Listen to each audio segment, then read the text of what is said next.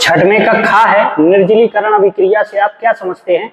Alcohol की निर्जलीकरण अभिक्रिया की क्रिया विधि समझाइए।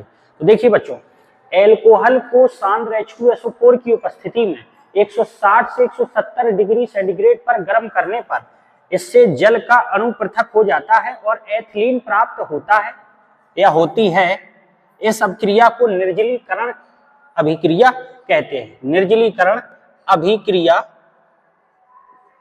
कहते हैं। एग्जाम्पल, ये एथिल एल्कोहल है, सांद्र H2SO4 में 160 से 170 पर गर्म किया तो हुआ क्या, यहां से H और यहां से OH, H2O निकल गया तो बचा क्या, CH2 double bond CH2, CH2 double bond CH2। आप कहेंगे डबल बॉन्ड कहाँ है, सिंगल बॉन्ड है ये तो भाई अगर आप सिंगल बॉन्ड बनाएंगे तो कार्बन की संयोजकता, कार्बन ने कितने बॉन्ड बनाए, 2 और 1 3।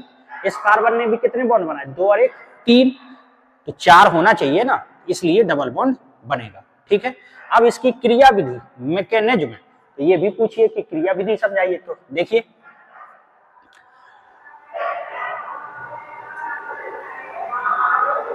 निम्न पदों में पूर्ण होगी, क्रिया विधि निम्न पदों में पूर्ण होगी। पहला पद क्या है, पहला पद ये जो H2SO4 है, H2SO4 है, इसका आयनन होता है, आयनन होगा तो ये आयनों में टूटेगा तो H प्लस मिला और HSO4 माइनस मिला। H प्लस को क्या बोलते हैं बच्चों, प्रोटॉन। दूसरा स्टेप, दूसरे स्टेप में ये जो एल्कोहल है CH3 CH2OH, ठीक है, OH ये एल्कोहल है। आपको पहले से, अच्छा इससे क्रिया कौन करेगा, H प्लस, प्रोटॉन क्रिया करेगा। अब आपको पता होगा H प्लस कहां जोड़ना पसंद करेगा, जहां इसको माइनस मिलेगा। यहां माइनस कहीं दिख रहा है कि आपको नहीं दिख रहा है। तो ऑक्सीजन के पास बाह्य कोश में कितने इलेक्ट्रॉन होते हैं, 6। 6 में से कितने खर्च हो गए, एक इधर खर्च हो गया, एक इधर खर्च हो गया, 2 इलेक्ट्रॉन खर्च हो गए। तो अभी इसके पास कितने इलेक्ट्रॉन बचे, 4। ये 4 इलेक्ट्रॉन बचे हैं और इलेक्ट्रॉन पर कौन सा आवेश होता है, माइनस आवेश होता है। तो H प्लस कहां जोड़ना पसंद करेगा, यहां पर। तो CH3 CH2 OH और ये H इधर जुड़ा, H इधर जुड़ा। अब H अगर इधर पे माइनस दिख रहा होता तो प्लस माइनस कैंसिल हो जाता, लेकिन यहाँ पे माइनस तो है नहीं। इसका मतलब है जब ये यहाँ पे जुड़ेगा तो ये प्लस ऑक्सीजन के पास चला जाएगा। बात समझ में आ गई भाई, प्लस वाला कहां जोड़ना पसंद करेगा, माइनस। अब यहाँ कहीं माइनस चिन्ह तो दिख नहीं रहा, तो इसका मतलब अब कहां जुड़ेगा, तो ऑक्सीजन के पास क्या है, इलेक्ट्रॉन, और इलेक्ट्रॉन पर कौन सा आवेश होता है, ऋण।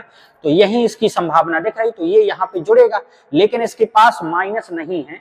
तो जब ये यहाँ जुड़ेगा तो माइनस ऑक्सीजन ले लेगा, सॉरी ये प्लस वाला जो है, प्लस कौन ले लेगा, ऑक्सीजन। ऑक्सीजन ने क्या ले लिया, प्लस। अब तीसरा पॉइंट, इसने प्लस ले तो लिया है, लेकिन CH3 CH2 OH H ये प्लस, ऑक्सीजन विद्युत ऋणात्मक तत्व है, विद्युत ऋणात्मक तत्व है, इसका मतलब है कि ऑक्सीजन के पास माइनस होना चाहिए, और इसके पास आ क्या गया, प्लस। तो ये अस्थायी होता है, क्या होता है, अस्थायी। तुरंत क्या करेगा, ये अपना ये जो बॉन्ड है ये तोड़ देगा और इसके इलेक्ट्रॉन इसकी तरफ चले जाएंगे। तो अब आप खुद बताइए, अगर इसके इलेक्ट्रॉन इसकी तरफ चले गए तो इस पर कौन सा आवेश आएगा, माइनस। तो पहले से क्या है, प्लस, तो प्लस माइनस कैंसिल हो जाएंगे। तो क्या निकल, H2O निकल जाएगा, H2O निकल गया।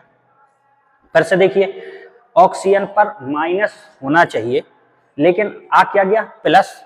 तो प्लस आ गया तो ये अस्थायी है, तो ये बॉन्ड टूटेगा, और ये बॉन्ड टूटेगा तो कार्बन और ऑक्सीजन में ऑक्सीजन की विद्युत ऋणात्मकता ज्यादा है, तो इसका मतलब इलेक्ट्रॉन को खींचने की ताकत ऑक्सीजन की ज्यादा है।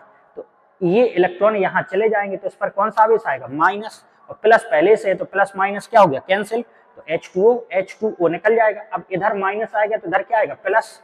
तो CH3 CH2 प्लस, क्या बना ये, एथिल,